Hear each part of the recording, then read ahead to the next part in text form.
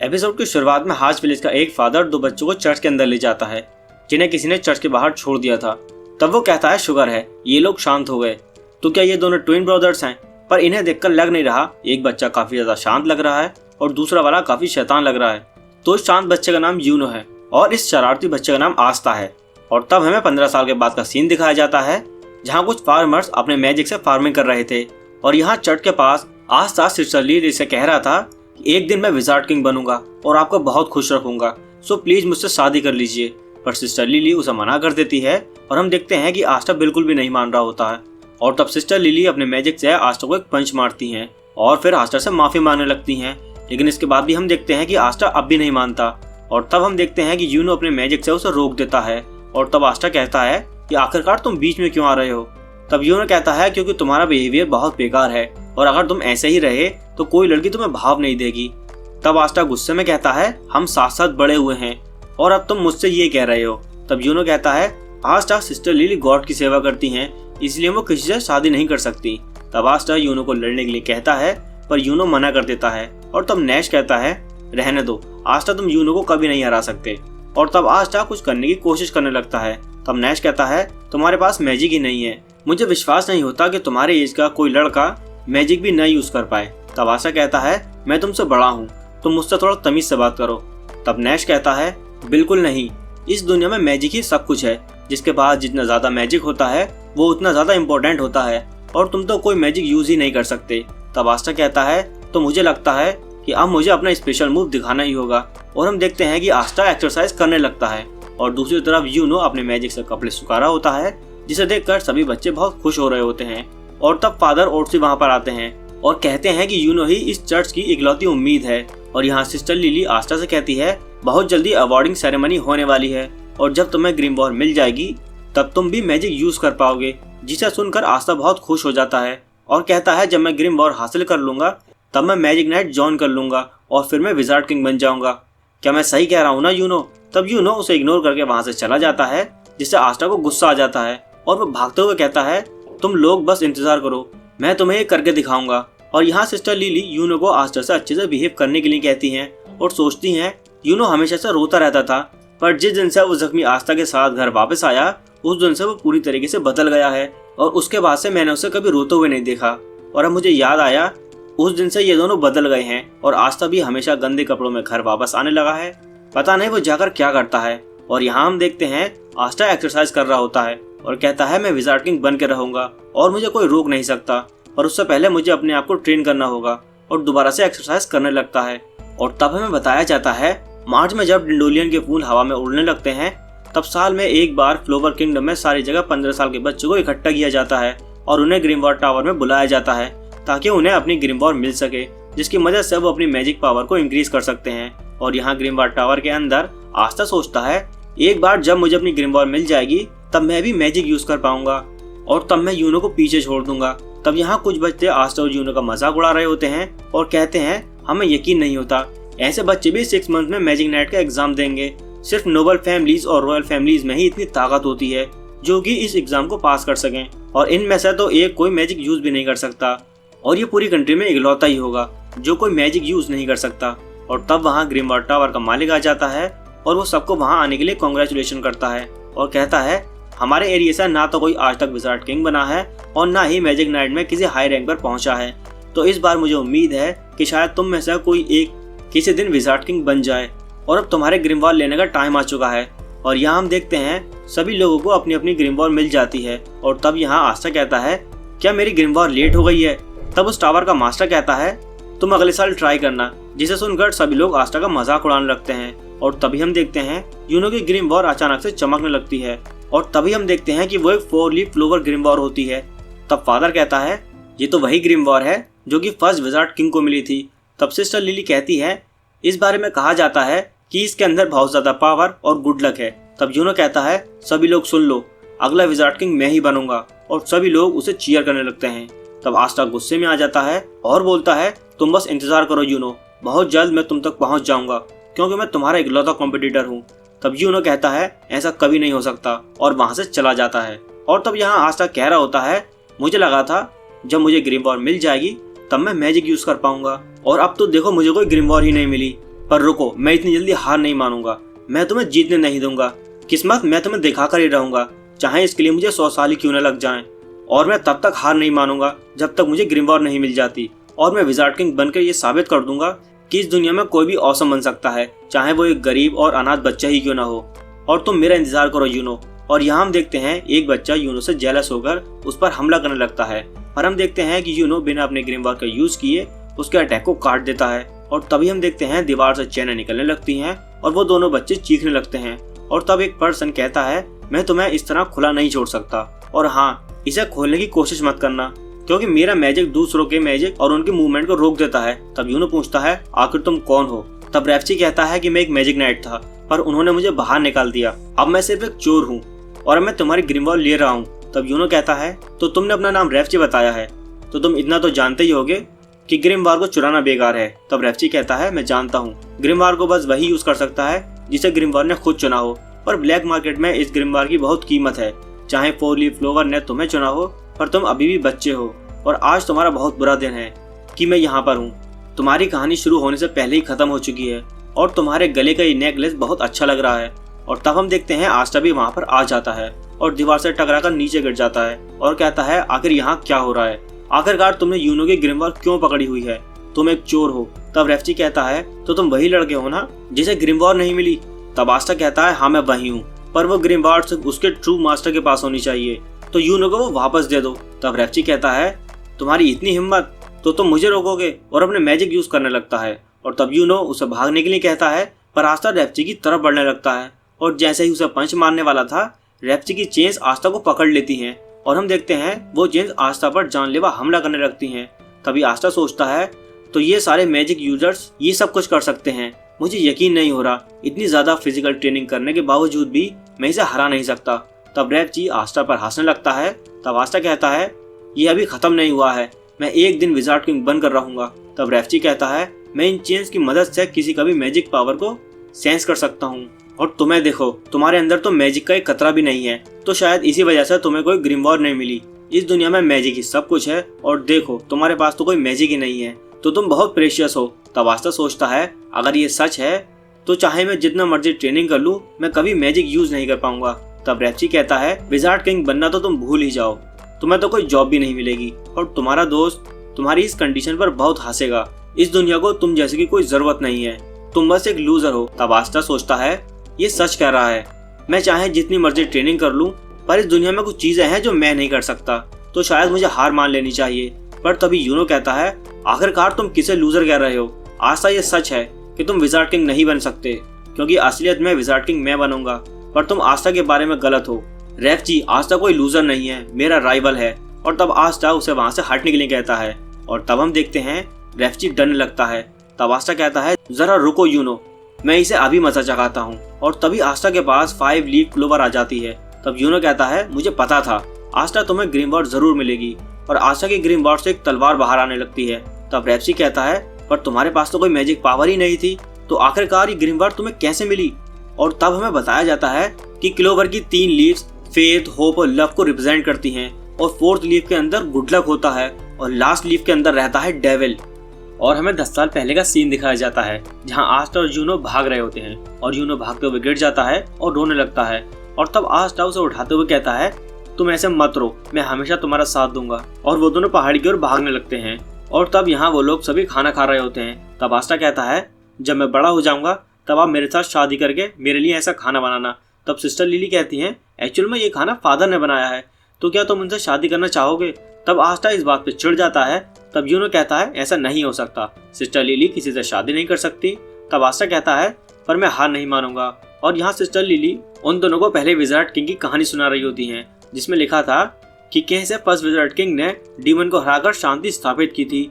तब अगले दिन आस्टा सिस्टर लिली से विजार्ड किंग के बारे में पूछने लगता है।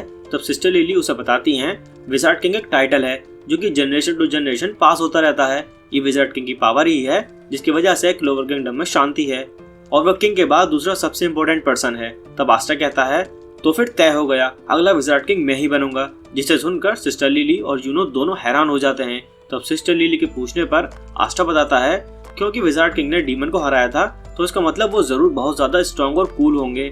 मैं बस बड़ा होकर उनकी तरह बनना चाहता हूँ, और अगर मैं एक बार विजार्ड किंग बन गया तब मैं आप सबकी लाइफ को इजी बना पाऊंगा और इस बेकार सी चर्च को ठीक करवा दूंगा। और जब मैं एक बार विजार्ड किंग बन जाऊंगा तब आप मेरे से शादी कर लेना। पर सिस्टर लिली उसे फिर से मना कर देती हैं। तब हम देखते हैं सर्दियों का मौसम आ चुका होता है और आस्टा अपने मैजिक का यूज करने की कोशिश कर रहा होता है, लेकिन उस कोशिश का कोई फायदा नहीं हो रहा होता। तब आस्टा कहता है, सिस्टर लिली मैं आपकी मदद कर देता हूँ और फिर आप मुझसे शादी कर लेना। पर हम देखते हैं सिस्टर लिली फिर से मना कर देती हैं और तब आस्टा फिर से रोते हुए जिद करने लगता है और यहाँ यूनो बच्चों को संभाल रहा होता है। तब आस्टा कहता है, मैं इसे संभालता हूँ, एक फ्यूचर विजार्ड किंग के लिए कितना ही मुश्किल होगा।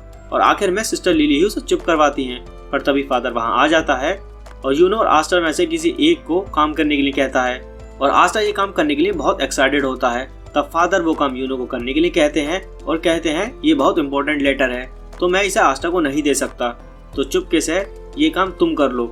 मुझे पास के विलेज के मेयर से मिलना होगा क्योंकि हमें सर्दियों के लिए खाना चाहिए। तब यूनो उस लेटर को लेकर वहाँ से चला जाता है। तब रेखा आस्टा से कहती है, अगर तुम मैजिक यूज नहीं कर सकते हो तो कम से कम लकड़ियाँ ही काट दो, तो आखिरकार तुम कुछ तो काम आ जाओगे। जिससे आस्टा चिढ़ जाता है और हम देखते हैं एक बार ओनर एक पर्सन के पास पैसे न होने की वजह से उसे बाहर निकाल देता है। पर तभी यूनो वहां से गुजरता है और उसके पेंडेंट को देखकर वो आदमी मुस्कुराने लगता है। यूनो उस लेटर को सक्सेसफुली डिलीवर कर देता है। तब वो पर्सन यूनो को रोक लेता है और यहाँ सिस्टर लिली यूनो की फिक्र कर रही होती है। तब वो पर्सन यूनो को मारकर उसका पेंडेंट ले लेता है और यूनो रोते रोते अपने पेंडेंट वापस मांग रहा होता है और अपने मैजिक का यूज करने लगता है। तब वो पर्सन कहता है, अगर तुम इस बेकार से स्पेल से मेरे साथ लड़ोगे तो मारे जाओगे। पर तभी हम देखते हैं आस्टा आके उस आदमी के ऊपर कूद जाता है और वो आदमी उसे दूर फेंक देता है। पर आस्टा फिर भी उस आदमी को नहीं छोड़ रहा होता और वो आदमी बार बार आस्टा को मार रहा होता है, पर फिर भी आस्टा हार नहीं मानता। जिससे तंग आकर वो आदमी उस पेंडेंट को वहीं फेंक कर वहां से चला जाता है और आस्टा नीचे गिर जाता है और यूनो उससे माफी मांगने लगता है और कहता है, तुम मेरी इतनी चिंता मत करा करो, मैंने तो तुम्हें पहले ही कहा था, मैं हमेशा तुम्हारा साथ दूंगा। और यहाँ प्रेजेंट में यूनो सोच रहा होता है, तुमने हमेशा वही किया है जो हम कभी सोच भी नहीं सकते। और यहाँ रैप चीफ प्रेजेंट में कह रहा होता है, तुम्हारे पास तो कोई मैजिक ही नहीं था तो तुम्हारे पास ये ग्रिमवॉल्व कैसे आई, आखिर तुम क्या हो। उधर रैप चीफ अपनी चैन से आस्टा के ऊपर हमला करने लगता है और आस्टा अपनी तलवार से उस मैजिक को काट देता है और अपनी पूरी पावर से उसके ऊपर हमला करने लगता है और कहता है, चाहे मेरे पास कोई मैजिक पावर ना हो पर मैं फिर भी विजार्ड किंग बन के रहूंगा और कभी हार नहीं मानूंगा, यही मेरी मैजिक है। और वो उसे दीवार पर पटक देता है और कहता है, मैंने हमेशा अपनी बॉडी को ट्रेन किया है तो आखिरकार वो आज मेरे काम आ ही गई। और हमें फिर से पास का सीन दिखाया जाता है जहाँ यूनो आस्टा से माफी मांग रहा होता है। तब आस्टा कहता है, ये तो कुछ भी नहीं है, तुम्हारी इसमें कोई भी गलती नहीं है और मैं विजार्ड किंग बन के तुम्हें और बाकी सबको बचाऊंगा और तुम्हें किसी भी चीज की चिंता करने की जरूरत नहीं पड़ेगी और मैं सभी को ये प्रूव कर दूंगा, चाहे आप गरीब हो या फिर आप अनाथ, आप फिर भी विजार्ड किंग बन सकते हो। कोई भी ये कर सकता है अगर कोई पूरी शिद्दत से करना चाहे वो मैं हूँ या फिर तुम। और तब यूनो अपने आंसुओं को पोंछकर कहता है, अब मैं भी कभी नहीं रोऊंगा, मैंने सोच लिया है मैं विजार्ड किंग बनूंगा और मैं भी स्ट्रांग हो गए तुम सभी को बचाऊंगा ताकि मैं तुम सभी की जिंदगी को अच्छा बना सकूं और मैं कभी हार नहीं मानूंगा। और यहाँ प्रेजेंट में आस्टा यूनो को अपनी ग्रिमवॉल्व दिखा रहा होता है। तब यूनो कहता है, तो तुमने आज मुझे फिर से बचा लिया और एक दिन मैं इस उधार को जरूर चुका दूंगा। आस्टा, क्या तुम्हें हमारा प्रॉमिस याद है।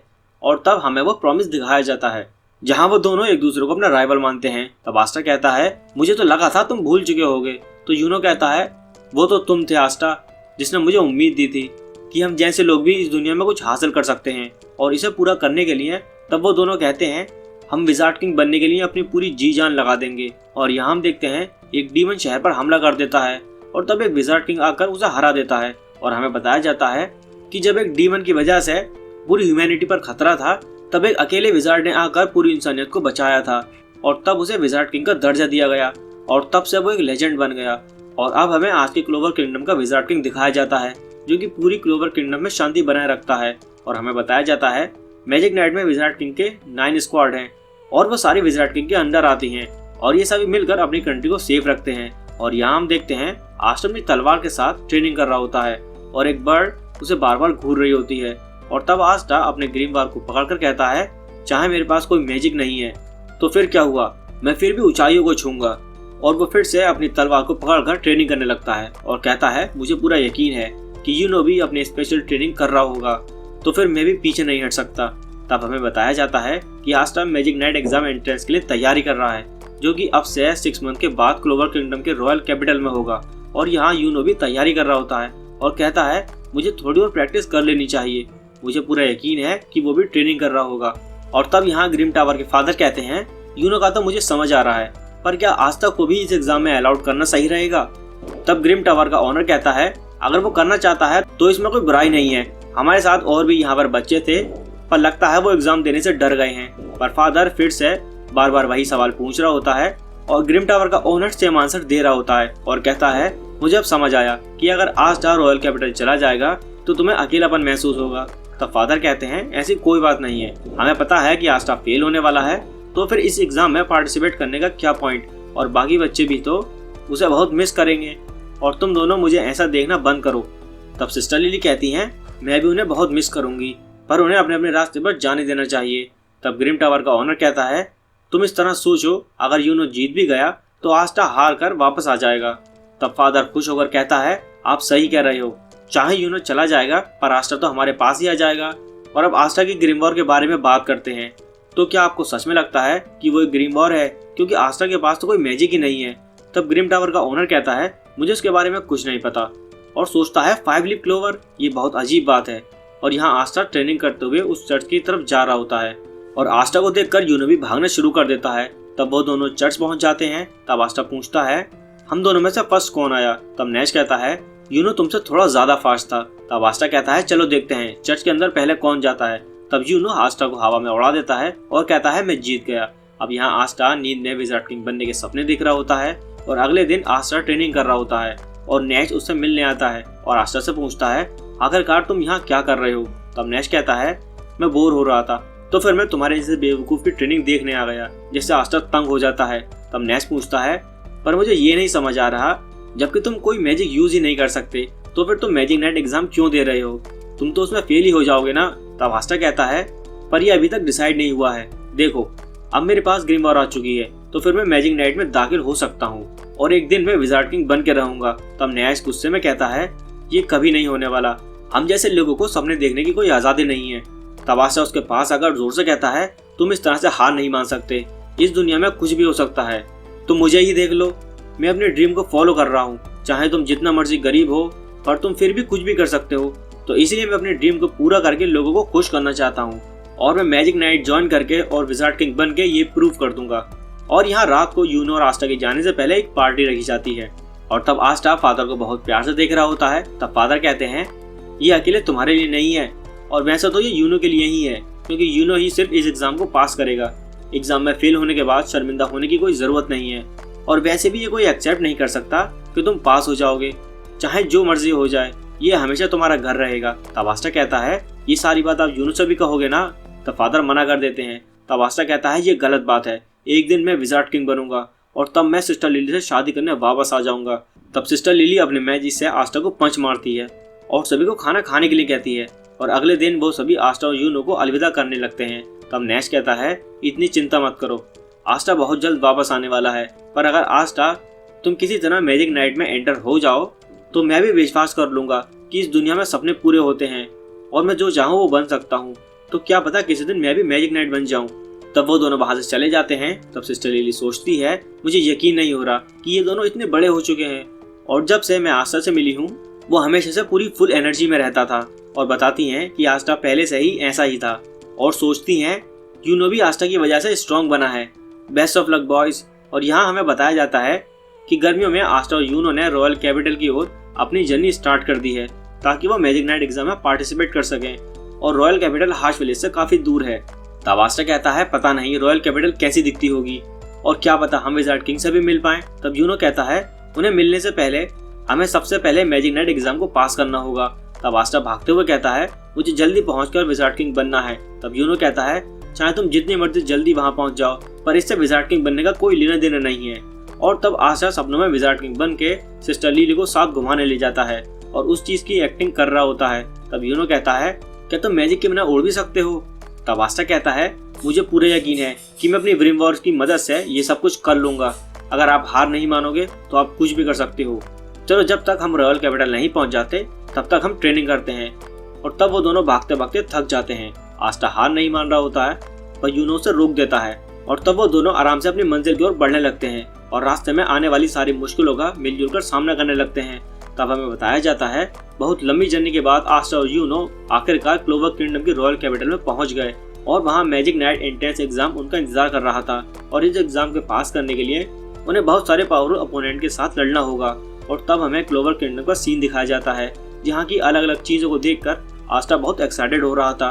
तब यूनो कहता है ये जगह हमारे विलेज से बहुत ज्यादा डिफरेंट है। तब आस्टा कहता है ये तो विजार्ड किंग का कासल है।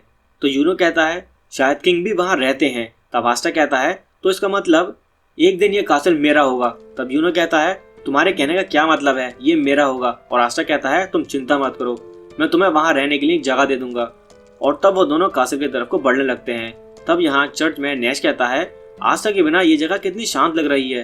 तब सिस्टर लिली कहती हैं वो लोग अब तक रॉयल कैपिटल पहुंच चुके होंगे और मुझे उम्मीद है कि उनका एग्जाम अच्छा जाएगा। तब नैश कहता है मैं भी यही उम्मीद करता हूँ। और इधर आस्था कहता है आखिरकार ये एग्जाम हो कर रहा है। तब यूनो कहता है शायद ये यही हो रहा है, पर तुम क्या खा रहे हो। तब आस्था कहता है ये ग्रिल्ड पर्पल स्नैक है, तो क्या ये तुम भी खाना चाहोगे। पर यूनो मना कर देता है और वह दोनों मैजिक नाइट एग्जाम के एंट्रेंस वाली जगह पर पहुंच जाते हैं और वहाँ सभी लोग सभी पार्टिसिपेंट को चीयर कर रहे होते हैं और वहाँ सभी पार्टिसिपेंट की ग्रीन वॉल को देखकर नंबर दिए जा रहे होते हैं और यूनो की ग्रीन वॉल को देखकर सभी लोग चौंक जाते हैं। और तब वो दोनों अंदर चले जाते हैं, पर यहाँ बहुत सारी बर्ड्स घूम रही होती हैं। तब एक पर्सन बताता है कि ये फेमस एंटी बर्ड्स हैं, जितनी ज्यादा या कम तुम्हारे पास मैजिकल पावर होंगी उतनी ज्यादा बर्ड्स तुम्हारे पास आ जाएंगी। और तब वो देखते हैं कि यूनो के आसपास एक भी बर्ड नहीं होती। और इधर आस्टा कहता है हम में से कोई एक विजार्ड किंग बनेगा, तो यही वो जगह है जहाँ से हमारी कहानी शुरू होगी। और हम देखते हैं आस्टा के आसपास बहुत सारी एंट्री बर्ड्स होती हैं जिसे देखकर लोग हंसने लगते हैं। और तब आस्टा एक आदमी से टकराता है। तब आस्टा सोचता है आखिर ये कौन है, इसकी आंखों को देखकर तो ऐसा लग रहा है कि जैसे किलर है और इसके पास कितनी ज्यादा ताकत है, आखिरकार ये मेरी एज का कैसे हो सकता है। पर रुको, हमें किसी बुक को उसके कवर से कभी जज नहीं करना चाहिए। और कहता है एक्चुअल में तुम अपनी उम्र से काफी बड़े लग रहे हो, तुम्हारी जिंदगी बहुत मुश्किलों के साथ कटी है। और तब वो आदमी आस्टा को सिर से पकड़कर कहता है लगता है तुझे मरने का बहुत शौक है। और तब वहाँ पर उसका साथी उसे ढूंढते हुए आता है। तब एक लड़की कहती है ये तो बहुत फेमस फिनरल है जिसके पास बहुत ज्यादा रेयर स्पेशल मैजिक है।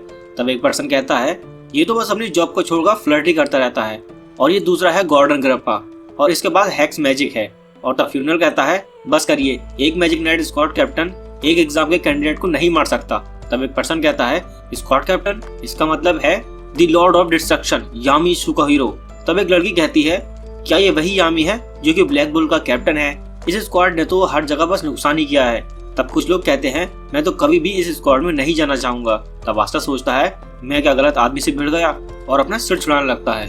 तब हम देखते हैं एग्जाम होने के लिए फायरवर्क्स होने लगती हैं। तब यामी कहता है लगता है तुम्हें सेकंड चांस मिल गया है, तो इसमें कुछ करके दिखाना, नहीं तो मैं वापस आकर तुम्हें मार डालूंगा। जिसे सुनकर आस्टा कांप जाता है और तब वो लोग वहाँ से चले जाते हैं। और तब वहाँ एक पर्सन आस्टा से उसका हाल पूछता है और अपना नाम सेगे ब्रेनेंजा बताता है। तब आस्टा भी उसे हेलो करता है और अपना नाम बताता है। और तब हम देखते हैं सेकंड स्क्वाड कैप्टन वहाँ पर आते हैं। तब यूनो कहता है आखिरकार ये लोग कौन हैं।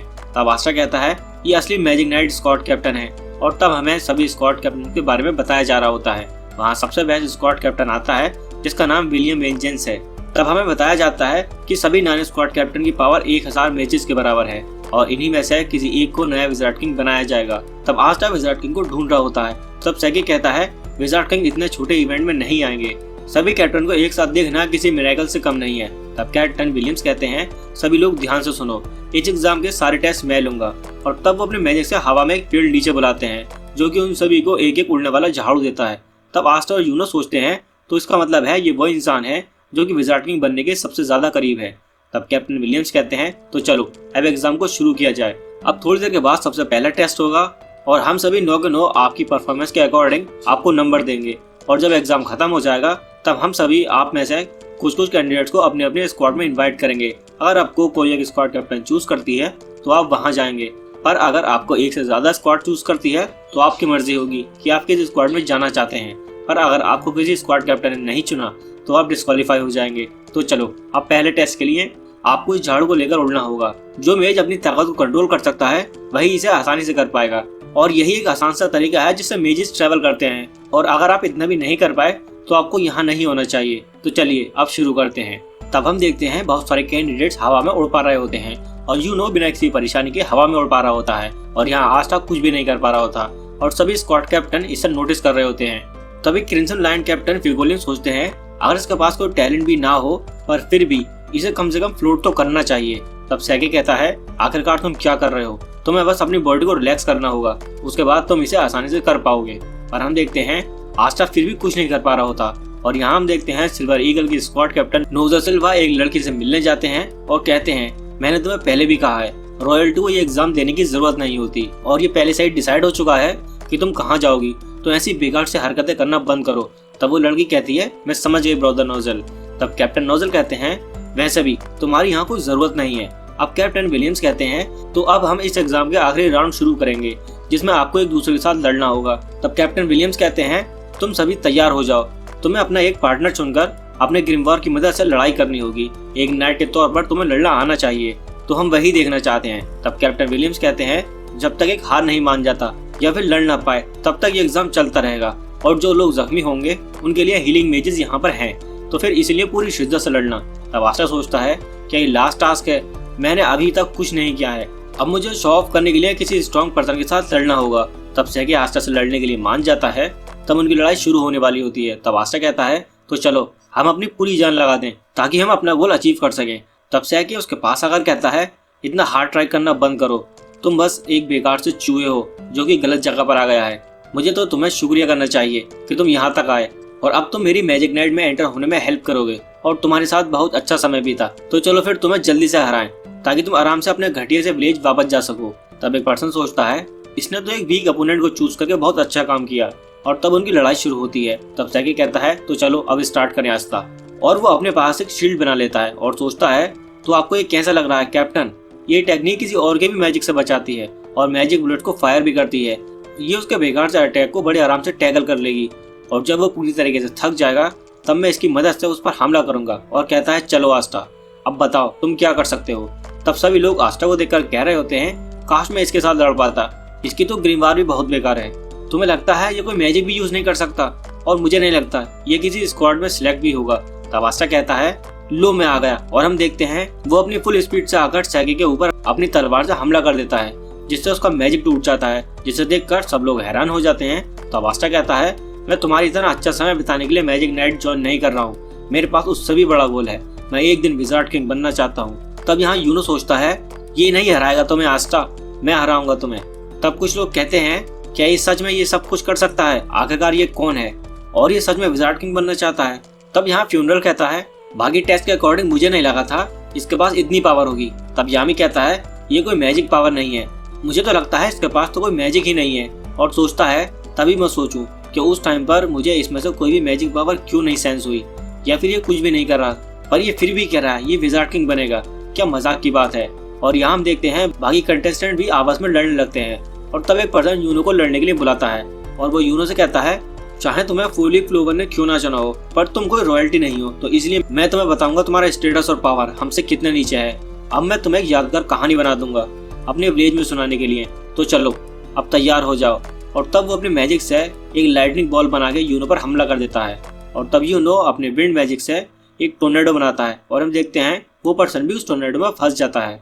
अब यूनो जीत जाता है और तब शाम को कैप्टन विलियम्स कहते हैं अभी एग्जाम खत्म हो चुका है, जब आपका नंबर आए प्लीज आगे आ जाना। तब ब्लू रोज कैप्टन शार्लेट कहती हैं अगर कोई मैजिक नाइट कैप्टन आपकी बारी में हाथ उठाता है तब आप उसके स्क्वाड में जा सकते हैं और आप मना भी कर सकते हैं, और अगर एक से ज्यादा कैप्टन हाथ उठाएं तो ये आपकी मर्जी होगी कि आपको कहाँ जाना है। और तब कैप्टन विलियम्स कहते हैं और अगर कोई भी कैप्टन हाथ ना उठाए तो आपको यहाँ से जाना होगा। तब हम देखते हैं सभी लोगों को एक एक करके बुलाया जा रहा होता है जिसमें से कुछ सिलेक्ट होते हैं और बाकी बाहर जा रहे होते हैं। तब हम देखते हैं यूनो को बुलाया जाता है और उसकी बारी में सारे कैप्टन हाथ उठा लेते हैं जिसे देखकर सब लोग चौंक जाते हैं। तब आस्टा सोचता है ये तो कमाल हो गया, ये सभी लोग इसे अपनी टीम में लेना चाहते हैं, तो आखिरकार ये है मेरा राइवल। तब यूनो सोचता है मुझे तो स्क्वाड को चुनना चाहिए जिसमें मैं बहुत जल्द विजार्ड किंग बन सकूं, और तब वो कैप्टन विलियम के स्क्वाड गोल्डन डॉन को चुनता है और तब आस्टा का नंबर आता है, लेकिन आस्टा की बारी में कोई भी हाथ नहीं उठा रहा होता, जिसे देखकर आस्टा शॉक हो जाता है और सभी लोग उसे वहां से जाने के लिए कह रहे होते हैं। तब कैप्टन यामी कहते हैं इसमें कोई हैरानी की बात नहीं है, इससे कोई फर्क नहीं पड़ता कि तुम लड़ाई में कितने अच्छे हो, पर कोई भी किसी ऐसे को अपनी टीम में नहीं लेगा जिसकी पावर के बारे में किसी को भी कुछ ना पता हो, क्योंकि आखिर में सभी कैप्टन मैजिकल पावर्स को ही ढूंढ रहे हैं। और तब कैप्टन यामी सबको अपनी पावर दिखाने लगता है और आस्था के पास पहुंच जाता है। उनकी पावर को देखकर सभी लोग शॉक हो जाते हैं। तब आस्था सोचता है ये बहुत ज्यादा है। तो एक स्क्वाड कैप्टन की मैजिकल पावर ये होती है।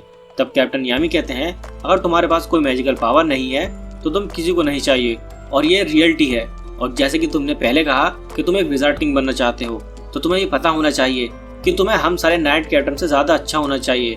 और अब मेरे सामने खड़े होकर क्या तुम कह सकते हो कि तुम विजार्ड किंग बनना चाहोगे? तुम्हारे पास कोई मैजिक पावर ही नहीं है, क्या तुम फिर भी सोचते हो? तब आस्था कहता है ठीक है, चाहे मुझे आज कोई मैजिक नाइट कैप्टन चूज न करे, पर इससे कोई फर्क नहीं पड़ता कि मैं क्या कहता हूँ। मुझे चाहे जितनी मर्जी करना पड़े, मैं तब तक हार नहीं मानूंगा जब तक मैं विजार्ड किंग नहीं बन जाता। तब कैप्टन यामी जोर जोर से हंसने लगता है और कहता है ओ लड़के, तुम मुझे पसंद आए तो चलो मेरी स्क्वाड को ज्वाइन कर लो। जिसे सुनकर वो और बाकी सभी लोग हैरान हो जाते हैं। तब कैप्टन यामी कहते हैं क्या तुमने सुना नहीं, मैं तुम्हें ब्लैक बुल्स में आने का मौका दे रहा हूँ, और वैसे भी तुम्हारे पास मना करने का कोई ऑप्शन भी नहीं है। और ये कोई आसान बात नहीं होगी, हम तुम्हारा वो हाल करेंगे कि तुम अपने आप को पहचान भी नहीं पाओगे। तो तैयार रहना, और जब हम ये सब कुछ कर लेंगे और तब तुम जाकर विजार्ड किंग बन जाना। तब आस्था को अपनी जर्नी याद आने लगती है और वो खुश हो जाता है। और यहाँ हम देखते हैं जो पार्टिसिपेंट सिलेक्ट नहीं होते उनको वापस भेज दिया जाता है। और तब आस्था यूनो से कहता है अब तुम गोल्डन डॉन में हो और मैं ब्लैक बुल्स में, तो यहाँ से हमारी रियल बैटल शुरू होती है। तब आस्था का पेट खराब हो जाता है और वो वॉशरूम की तरफ भागने लगता है। तब उसे देखकर सैकेट सोचता है क्या तुम्हें सच में लगता है कि तुम इतने लोगों के सामने मेरी बेइज्जती करके आसानी से बच सकते हो? क्योंकि तुम्हारी वजह से मुझे lower rank magic knight squad मिली है जिसका नाम ग्रीन प्रिंग मेंटिस है। और तब सैकी अपनी मैजिक से एक पॉइजन लिजर्ड बुलाता है और उसे आस्था के पास भेजने लगता है। पर तभी हम देखते हैं यूनो अपने विंड मैजिक से उस लिजर्ड को पकड़ लेता है और कहता है आखिरकार तुम ये क्या कर रहे हो? तब सैकी कहता है मैं तो बस मजाक कर रहा था, मैं तो बस ये जानना चाहता था कि हम दोनों में से कौन ज्यादा अच्छा है। तब यूनो कहता है यहाँ से चले जाओ, तुम आस्था के साथ लड़ने के काबिल नहीं हो। और तब सैकी वहां से चला जाता है और तब आस्था बाहर आता है और वो दोनों अपनी अपनी जर्नी के रास्ते पर निकल जाते हैं। तब कैप्टन यामी कहते हैं तुम्हारी हिम्मत की मैं दाद देता हूँ, तुम तो पहले दिन मुझे वेट करवा रहे हो। और वो फिर से आस्था को सिर से पकड़ लेते हैं और फिर फ्यूनरल को अपनी मैजिक यूज करने के लिए कहते हैं। तब आस्था पूछता है आखिरकार ये क्या है? तब कैप्टन यामी कहते हैं क्योंकि तुम मैजिक से फ्लाई नहीं कर सकते तो तुम्हें कोई टेलीपोर्टेशन मैजिक सीख लेना चाहिए। और रुको, मैं तो भूल ही गया था, तुम्हारे पास तो कोई मैजिक पावर ही नहीं है। और हम देखते हैं वो आस्था को उस पोर्टल के अंदर फेंक देते हैं और तब वो सभी लोग ब्लैक बुल्स के बेस के बाहर पहुंच जाते हैं। तब आस्था गेट खोलकर कहता है मैं हाश विलेज से आस्था हूँ और मैं आज से ब्लैक बुल को ज्वाइन कर रहा हूँ। और हम देखते हैं वहाँ एक धमाका होता है और आस्था दूर जाकर गिरता है। और तब कैप्टन यामी कहते हैं तुम्हारा स्वागत है सबसे बेकार मैजिक नाइट स्क्वाड में, द ब्लैक बुल्स। और अंदर हम देखते हैं कि गोल्डन डॉन का एक पर्सन यूनो से उसका नाम पूछता है और अपना नाम क्लाउस बताता है और कहता है ना ही तुम कोई रॉयल हो और ना ही नोबल, तुम तो सिर्फ एक मामूली से इंसान हो, पर फिर भी कैप्टन वेंजेंस ने तुम्हें ज्वाइन करने दिया। आखिरकार वो सोच कर रहे थे। अब इस बात पे घमंड मत करना कि सभी कैप्टन ने तुम्हारे बारी में हाथ खड़े किए थे, ये तो बस एक एग्जाम था और तुम इतनी जल्दी गोल्डन डॉन में एक्सेप्ट नहीं किए जाओगे। तब यूनो कहता है चिंता मत कीजिए, मैं बहुत जल्द अपने आप को प्रूव कर दूंगा। और यहाँ हम देखते हैं आज सफेद से अंदर जाने की कोशिश करने लगता है पर एक फायरबॉल उसे फिर से बाहर फेंक देती है। और यहाँ हम देखते हैं ब्लैक बुल्स के हेडक्वार्टर्स में दो लोग आपस में लड़ रहे होते हैं और बाकी के सभी लोग अपने अपना काम कर रहे होते हैं। तब आस्था सोचता है ये तो बहुत ज्यादा डरावना है, पर आज से मैं इन सभी में से एक हूँ। तब आस्था कहता है मैं आस्था हूँ हाज विलेज से और एक दिन मैं विजार्ड किंग बनूंगा। पर हम देखते हैं कोई भी उसकी बात पर ध्यान नहीं दे रहा होता। तब एक लड़की कहती है मैं अगली बार कभी किसी बूढ़े आदमी के साथ ड्रिंक नहीं करूंगी। और तब एक फायरबॉल फिर से आस्था के पास आकर गिरती है और तब वो लड़की और एक लड़का आपस में बहस करने लगते हैं। तब एक पर्सन कहता है अगर तुमने ये बंद नहीं किया तो मैं अपनी बहन की कसम खाता हूँ, मैं तुम लोगों को नहीं छोड़ूंगा। तब कैप्टन यामी दीवार पर मुक्का मारकर कहते हैं सभी लोग रुक जाओ। तब सभी लोग कैप्टन यामी से टूर्नामेंट के बारे में पूछने लगते हैं और उनसे अपने अपने मतलब की चीजें मांगने लगते हैं। तब कैप्टन यामी कहते हैं मुझे पता है तुम लोग मुझसे कितना प्यार करते हो, पर अब चुप हो जाओ। तब कैप्टन यामी आस्था को ढूंढने लगते हैं और कहते हैं ये छोटा सा लड़का दूसरा न्यू मेंबर है। तब आस्था कहता है मेरा नाम आस्था है और मैं हाश विलेज से हूँ और आपसे मिलकर बहुत खुशी हुई। और तब फ्यूनरल कहता है ये है गॉर्डन, ये चाहे डरावना दिखता हो पर ये एक अच्छा इंसान है। और दूसरी है वेनेसा, जब ये दारू पी लेती है तब बस ये लड़ती रहती है और ये एक अच्छी इंसान है। और तब वेनेसा कहती है तुम इतने छोटे विलेज से मैजिक नाइट बन गए, तुम्हें तो कोई स्पेशल ट्रीट मिलने चाहिए। तब आस्था सोचता है मैं इसे एक्सेप्ट नहीं कर सकता, मैं सिस्टर लिली से प्यार करता हूँ। और तब फ्यूनरल कहता है और ये अगला है बोल्ड और ये बस लड़ने की बातें करता रहता है। और तब वो आस्था को लड़ाई के लिए बुलाता है तब एक पर्सन आस्था को अपनी बहन की फोटो दिखा कहता है इससे दूर रहना, नहीं तो मैं तुम्हें मार डालूंगा। तब फ्यूनल कहता है इसका नाम गोश है और ये अगली चामेरी है और ये है ब्लैक बुल के कैप्टन यामी शुकोहिरो। तब यामी कहते हैं यहाँ पर और भी मेंबर्स हैं, पर या तो वो मिशन पे हैं या फिर आराम कर रहे हैं। और तब आस्था जोर जोर से थैंक यू करने लगता है। तब यामी उसे चुप रहने के लिए कहता है और कहता है इसे इसका काम बता दो, पर इसे मारना मत। तब मैग्ना कहता है तुम्हारे जैसा कमजोर आदमी हाज विलेज से आया है और मुझे तुम्हारे अंदर कोई भी मैजिक भी महसूस नहीं हो रहा। इसके बावजूद भी तुम ब्लैक बुल्स के न्यू मेंबर हो।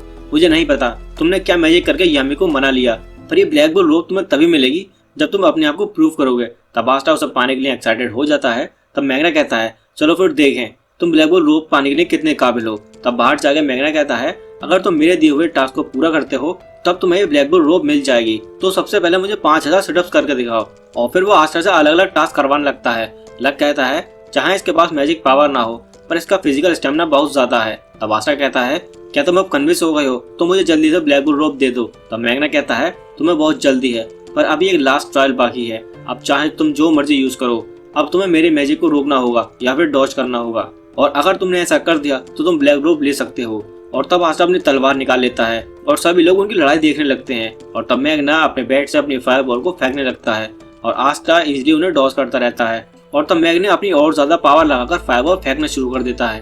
तब हमें बताया जाता है कि आस्था के ब्रेन ने बहुत जल्दी सोच लिया कि अपनी well trained missiles, kinetics, vision और एक्सप्लोसिव पावर से आस्था अपनी तलवार से इस मैजिक को चीर सकता है। पर मैग्ना का मैजिक आस्था के लिए बहुत ज्यादा फास्ट है और अगर वो उसे काट भी देता है तब भी उसकी आग उसे जला देगी। पर आस्था को जब ये एहसास हुआ कि उसके दिमाग ने काम करना बंद कर दिया है पर उसकी बॉडी ने हार नहीं मानी और उसके रिफ्लेक्सेस ने लास्ट कोशिश की। और तब आस्था मैग्ना की बॉल को अपनी तलवार से बाउंस बैक कर देता है और वो बॉल सीधा मैग्ना के ऊपर जाकर गिरती है, जिसे देखकर सभी लोग खुश हो जाते हैं। तब यामी सोचता है वो उस मैजिक को कट नहीं कर पाया पर उसने उसे हिट कर दिया, तो इसकी मैजिकल शॉट मैजिक को काट भी सकती है और किसी मैजिक को रिफ्लेक्ट भी कर सकती है। तब आस्था सोचता है मुझे पता नहीं था कि ये मैजिक को ऐसे हिट भी कर सकता है, मुझे तो लगा था कि मैं मरने वाला हूँ। पर आखिरकार मैं इस सोच कर रहा था क्या ये मुझे मारना चाहता था, पर रुको क्या मैंने इसे कहीं मार तो नहीं दिया।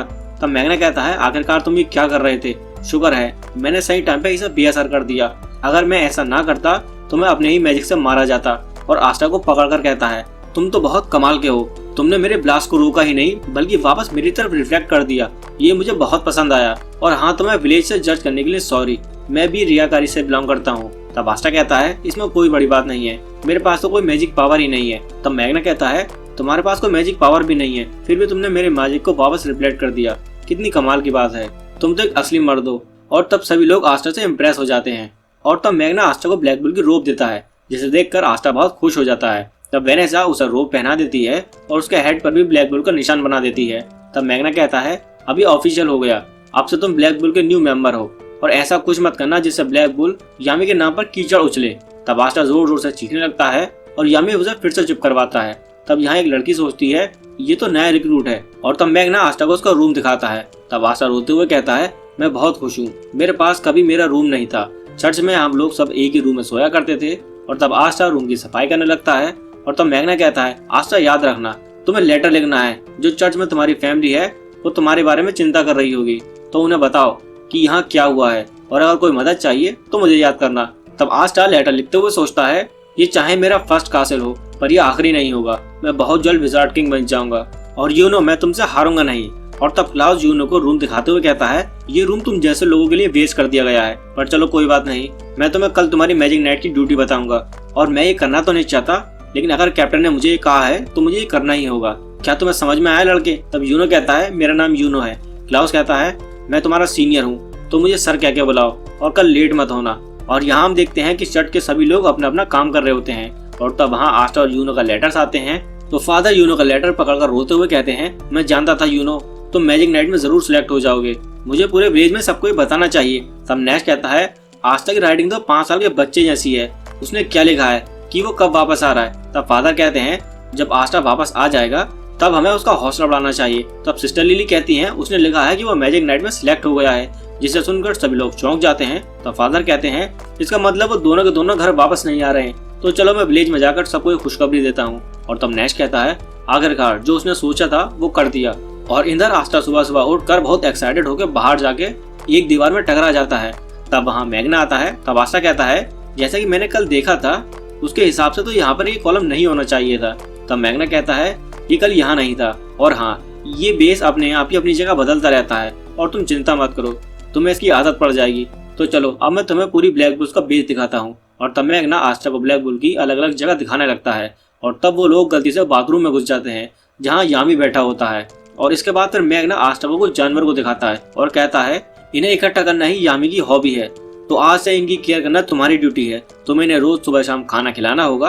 और जब आस्टा जैसे ही उन्हें खाना खिलाने लगता है तो वो आस्टा को अपने मुंह में डाल देते हैं। और तब मैग्ना उसे लाइब्रेरी दिखाता है और तब वो लोग पागलों की तरह इधर उधर भागने लगते हैं। और तब वहाँ एक लड़की आ जाती है। तब मैग्ना कहता है आस्टा ये तुम्हारी कलीग है, ये भी इसी साल ज्वाइन की है। तब आस्टा उससे हाथ मिलाने लगता है तो वो लड़की कहती है मुझसे इतने आराम से बात मत करो, तुम तो एक कीड़े हो जिसके पास कोई मैजिक पावर ही नहीं है। मेरा नाम नोएल सिल्वा है और मैं एक रॉयल फैमिली से बिलोंग करती हूँ। और तब आस्टा ये सुनकर उससे माफी मांगने लगता है और कहता है पर रुको, तुम कीड़ा किसे कह रही हो? हम जब मैजिक नाइट्स हैं तब हम इकट्ठे हैं और इससे कोई फर्क नहीं पड़ता कि तुम रॉयल्टी हो या नहीं। तब नोएल कहती है इससे फर्क पड़ता है, लगता है तुम मेरी बातों को समझ नहीं पा रहे हो। आओ मैं तुम्हें हम दोनों के बीच का मैजिक पावर का डिफरेंस बताऊं। और तब नोएल अपनी मैजिक से आस्टा पर हमला करती है और हम देखते हैं उसका अटैक मैग्ना पर लगता है। तब मैग्ना कहता है तुम्हें अपने सीनियर को मारने की हिम्मत कैसे हुई? तब नोएल कहती है ये तो तुम्हारी गलती थी कि तुम वहाँ खड़े थे। तब मैग्ना कहता है मैं तुम्हारा सीनियर हूँ। तब नोएल कहती है और मैं रॉयल्टी। तब मैग्ना कहता है मुझे फर्क नहीं पड़ता कि तुम रॉयल्टी हो या फिर कोई सिल्वर ईगल कैप्टन की लिटिल सिस्टर, और तुम्हें थैंकफुल होना चाहिए कि यामी ने तुम्हारी जैसी बिगड़ैल बच्ची को ब्लैक बुल में आने का मौका दिया। मैं बस इसलिए रुका हुआ था क्योंकि तुम एक लड़की हो, पर अब मैं तुम्हें बताता हूँ। और तब नोएल ब्लैक बुल के रोप को नीचे फेंक कर उस टीम को क्विट करने के लिए कहती है और कहती है मैं इस बेकार की स्क्वाड को छोड़कर जा रही हूँ। सभी लोग जानते हैं कि ये कितनी वर्स्ट स्क्वाड है और एक रॉयल्टी यहाँ नहीं रह सकती। और तब मैग्ना उससे माफी मांगने के लिए कहता है। तब आस्टा कहता है जिस रोप को पाने के लिए मैंने इतनी मेहनत की उसे इसने ऐसे ही फेंक दिया, मुझे समझ नहीं आ रहा कि इसकी प्रॉब्लम क्या है। और तब यहाँ आस्टा बाथरूम ढूंढते ढूंढते बाहर आ जाता है और उसके ऊपर पानी की एक बॉल गिरती है और तब वो देखता है कि नोएल अपने मैजिक की प्रैक्टिस कर रही होती है। पर हम देखते हैं जैसे नोएल वाटर बॉल फेंकती है वो फिर से आस्टा को जाकर लगती है। तब नोएल कहती है जब भी मैं अपना मैजिक यूज करती हूँ तब वो क्यों दूसरी तरफ चला जाता है, तो जो कुछ मेरे बारे में कहा गया था वो सच है। और तब कुछ लोग बातें कर रहे होते हैं कि ये तो सच है कि सिल्वर फैमिली की सबसे छोटी बेटी अपनी मैजिक पावर कंट्रोल नहीं कर सकती। तब नोएल के कजिन कहते हैं हमें यकीन नहीं हो रहा कि ऐसी लड़की जो अपना मैजिक को कंट्रोल नहीं कर सकती वो हमारी बहन है। तब कैप्टन नोजल कहते हैं मैं इस जैसी लड़की को सिल्वर ईगल में नहीं रख सकता, आखिरकार तुम हमारी माँ की जगह क्यों नहीं मर गई, तुम तो एक फेलियर हो। तब नोएल कहती है मैं एक फेलियर नहीं हूँ और मैं ये प्रूव करके रहूंगी। और तब आशा सोचता है इसके लिए ये सब कुछ काफी मुश्किल लग रहा है। तब नोएल कहती है ओ कीड़े तुम यहाँ पर क्या कर रहे हो, और सोचती है अभी मेरा मजाक उड़ाए और आस्टा के ऊपर अपने मैजिक से हमला करने लगती है। और हम देखते हैं नोएल अपने मैजिक में ट्रैप हो जाती है और उसका मैजिक आसपास तबाही मचाने लगता है, जिसे देखकर सारे ब्लैक बुल्स हैरान हो जाते हैं। मैग्ना कहता है ये तो बहुत ज्यादा बड़ा है, हमें जल्द से जल्द कुछ न कुछ करना होगा। कैप्टन यामी कहते हैं अगर हमने इस पर अपने मैजिक से हमला किया तो ये लड़की मारी जाएगी, तो क्या फिनरल तुम अपने स्पेशल मैजिक से उसे बाहर निकाल सकते हो? फिनरल मना कर देता है। यामी कहते हैं तो हमें कोई ऐसा चाहिए जो इस मैजिक को काट सके। और आस्टा उड़ते हुए वहां पर पहुंच जाता है और यामी आस्टा को उस मैजिक को काटने के लिए कहते हैं। आस्टा कहता है पर मैं ऊपर कैसे जाऊंगा, मैं तो उड़ भी नहीं सकता। कैप्टन यामी अपने लिमिट्स को पुश पास करने को कहकर आस्टा को ऊपर फेंक देते हैं और आस्टा अपनी स्वॉर्ड से नोएल के मैजिक को काट देता है और वो दोनों नीचे गिरने लगते हैं और फिनरल उन्हें अपने मैजिक से बचा लेता है। नोएल सोचती है अब ये लोग मेरा मजाक उड़ाएंगे। आस्टा कहता है तुम्हें पता है तुम्हारा मैजिक कितना पावरफुल है, ये तो बहुत कमाल की बात है, मैं तो तुमसे जेलस हो गया, मेरे पास तो कोई मैजिक पावर ही नहीं है, पर अगर तुम अपने मैजिक कंट्रोल करना सीख जाओगी तो तुम्हें कोई भी हरा नहीं पाएगा, तो मुझे अपना बेस्ट देना होगा ताकि मैं तुमसे हारूं नहीं। मैग्ना कहता है तो तुम बस अपने मैजिक को कंट्रोल नहीं कर सकती, तो तुम्हें ये मुझे पहले कहना चाहिए था। रॉयल फेलियर, क्या तुम जानती नहीं ये ब्लैक बुल्स है, ये पूरी स्क्वाड फेलियर से भरी हुई है, तो इसमें कोई फर्क नहीं पड़ता कि तुम्हारे अंदर कोई कमी है या नहीं। सभी लोग नोएल को चीयर करने लगते हैं और वेनेसा उसे मैजिक को कंट्रोल करने की ट्रेनिंग देने का वादा करती है। तब आस्टा कहता है तो चलो हम दोनों इकट्ठा मिलकर अपना बेस्ट दें। नोएल उसका हाथ पकड़कर कहती है तुम्हारे साथ काम करने में मुझे अच्छा लगेगा।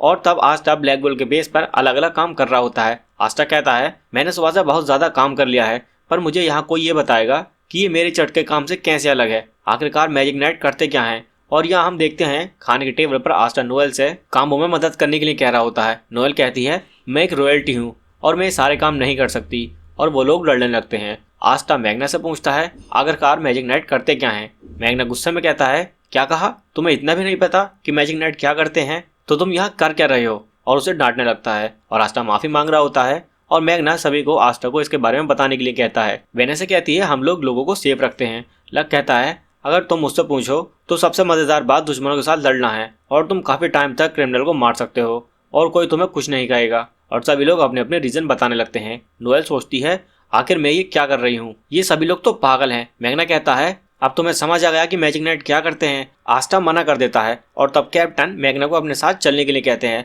और आस्टा भी उनके साथ जाने की जिद करने लगता है। मैग्ना कहता है ये एक इम्पोर्टेंट मिशन है और इसे सिर्फ एडल्ट ही कर सकते हैं और वह सभी लोग भी अपने अपने काम करने के बारे में सोचने लगते हैं। आस्टा सोचता है कैप्टन यामी और मैग्ना को देखकर लगता है कि वो दोनों जरूर किसी इंपॉर्टेंट मिशन पर गए हैं और यहाँ हम देखते हैं वो लोग जुए में सब कुछ हार रहे होते हैं और पूरी तरह से नंगे हो जाते हैं। कैप्टन यामी कहते हैं हमें एक और आखिरी मैच खेलेंगे। एक बूढ़ा आदमी कहता है पर तुम्हारे पास तो खोने के लिए अब कुछ भी नहीं बचा, तुम तो पहले से ही नंगे हो चुके हो। कैप्टन यामी कहते हैं मेरे पास अभी भी ये बुक है। मैग्ना उन्हें मना कर रहा होता है। वो बूढ़ा आदमी कहता है इसे छोड़ो, मेरे पास एक आइडिया है। अगर तुम हारते हो तो तुम्हें मेरे लिए कोई भी एक काम करना पड़ेगा जो मैं कहूँगा। और कैप्टन यामी उस चीज के लिए हाँ कर देते हैं और तब वो फिर से जुआ खेलने लगते हैं। और यहाँ हम देखते हैं आस्टा मॉन्स्टर्स को खाना खिला रहा होता है पर वो उसे ही खाने लगते हैं। आस्टा नोएल को उसकी मदद करने के लिए कहता है। नोएल कहती है मैं रॉयल्टी हूँ, तुम्हें लगता है मैंने कभी भी ये काम किया होगा। और तब मैग्ना और यामी हारने के बाद आस्टा और नोएल के पास आ जाते हैं। मैग्ना कहता है लगता है हम कभी भी उस बूढ़े आदमी से जीत नहीं पाएंगे। और आस्टा और नोएल से कहते हैं चलो तैयार हो जाओ, हमारे पास तुम्हारे लिए एक नया मिशन है, तुम्हें सैसी विलेज में जाके सुअरों को मारना होगा। नोएल कहती है ये तो बहुत बेकार सा मिशन है। आस्टा कहता है मैं तो उन्हें अपने हाथों से ही मार दूंगा। मैग्ना कहता है ये करने की कोशिश भी मत करना, वो सुअर तुम पर कभी भी कहीं से भी हमला कर सकते हैं। कैप्टन यामी कहते हैं हम सैसी विलेज के चीफ से हार चुके हैं तो इसीलिए हमें मिशन करना होगा। आस्टा कहता है क्या उन्होंने आपको फाइट में हरा दिया? यामी कहता है हम लोग तो जुए में हारे हैं और उसने हमसे हमारे कपड़े और हमारे 6 महीने का सामान भी ले लिया है और उसके बाद हमने उससे वादा किया था कि हम उसके लिए कोई भी एक काम करेंगे तो इसलिए हमें उसके लिए उन सुअरों को मारना ही होगा। जिसे सुनकर आस्टा और नोएल दोनों शॉक हो जाते हैं। आस्टा कहता है पर इसका हमारे से क्या लेना देना? नोएल कहती है अरे तो आप लोग हो तो हम इसमें क्या कर सकते हैं? मैग्ना कहता है तो तुम लोग क्या चाहते हो? कैप्टन यामी खुद अपनी मिस्टेक को ठीक करें, इस मिस्टेक को सुधारने के लिए हमें ही कुछ करना होगा। कैप्टन यामी कहते हैं अब ये तुम्हारी चॉइस है, या तो करो या तो मरो। वो लोग वहां जाने के लिए तैयार हो जाते हैं। आस्टा अपने मिशन के लिए एक्साइटेड हो जाता है। नोएल कहती है मैं कैसे इस मिशन पर जा सकती हूँ, मैं तो अपने मैजिक को कंट्रोल भी नहीं कर सकती। मैग्ना कहता है अगर तुम मिशन पर जाओगी तब तुम इसे बहुत जल्दी ठीक कर लोगी और वैसे भी तुम्हें चिंता करने की कोई जरूरत नहीं है, मैं तुम्हारे साथ चलूंगा। और मैग्ना फ्यूनरल से अपना स्पेशल मैजिक यूज करने के लिए कहता है। फ्यूनरल कहता है मैं उसी जगह के लिए अपना स्पेशल मैजिक यूज कर सकता हूँ जिस जगह को मैंने अपने मैजिक से मार्क किया हो, तो इसलिए मैं तुम्हें वहां नहीं लेकर जा सकता जहां मैं पहले कभी नहीं गया हूँ। मैग्ना कहता है चलो ठीक है, फिर हम झाड़ू पर ही जाएंगे। आस्टा और नोएल कहते हैं पर हम दोनों तो ब्रूम उड़ा ही नहीं सकते। मैग्ना दोनों को डांटने लगता है और कहता है चलो कोई बात नहीं, लगता है मुझे ही तुम्हें उड़ाकर ले जाना पड़ेगा, तो तैयार हो जाओ मेरी बेबी क्रेजी साइक्लोन से मिलने के लिए। जिसे देखकर आस्टा बहुत एक्साइटेड हो जाता है। नोएल कहती है ये तो बहुत ज्यादा बेकार है और मैग्ना अपने मैजिक से ब्रूम उड़ाने लगता है और नोएल और मैग्ना फिर से लड़ने लगते हैं। और यहाँ आस्टा बहुत ज्यादा खुश हो रहा होता है।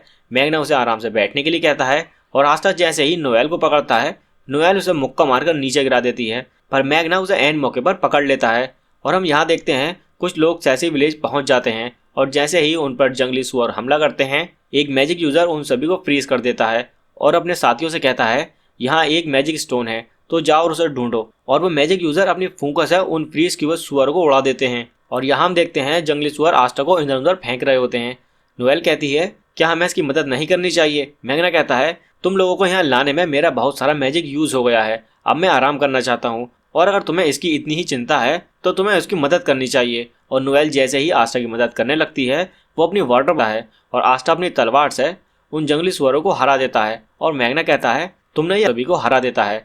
वापस जाते हुए मैग्ना कहता है इन सभी को देखकर वो बूढ़ा आदमी बहुत खुश हो जाएगा। नोएल कहती है क्या सैसी विलेज का चीफ तुम्हारा दोस्त है? मैग्ना कहता है मेरा विलेज यहाँ पास ही में है, मैं अक्सर यहाँ पर आया करता था और जब मुझे मेरी ग्रिमवॉर मिली मैं इस विलेज पर कब्जा करने आ गया। और यहाँ हम देखते हैं मैग्ना विलेज में तबाही करने लगता है और से अपने मैजिक से उसे रोक देता है और उसे मारने लगता है। और मैग्ना बार बार उस विलेज पर हमला करने के लिए आता है पर सह उसे हर बार रोक लेता है और कहता है एक असली मर्द हमेशा कमजोरी की मदद करता है। नोएल कहती है लगता है वह बहुत ज्यादा स्ट्रांग होगा। मैग्ना कहता है बस उसके पास इतनी ही मैजिकल पावर थी कि वो एक मैजिक नाइट बनना चाहता था और उसी ने मुझे मैजिक नाइट का एंट्रेंस एग्जाम देने के लिए कहा था। से है मैग्ना को एंट्रेंस एग्जाम देने के विलेज से बिलोंग करते हो, अगर तुम चाहो तो कुछ भी कर सकते हो, मैं अपना सपना पूरा नहीं कर पाया पर तुम करोगे।